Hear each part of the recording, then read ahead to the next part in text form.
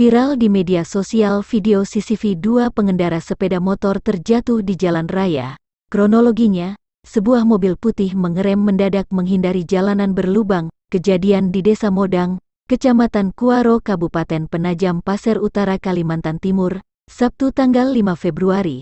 Video dibagikan sejumlah akun media sosial. Netizen ramai mengomentari siapa yang layak disalahkan. Ada yang menyalahkan driver mobil namun tak sedikit menyalahkan pengendara motor yang melaju kencang padahal sedang hujan dan jalanan licin. Kejadian petang hari pukul 18.32 WITA.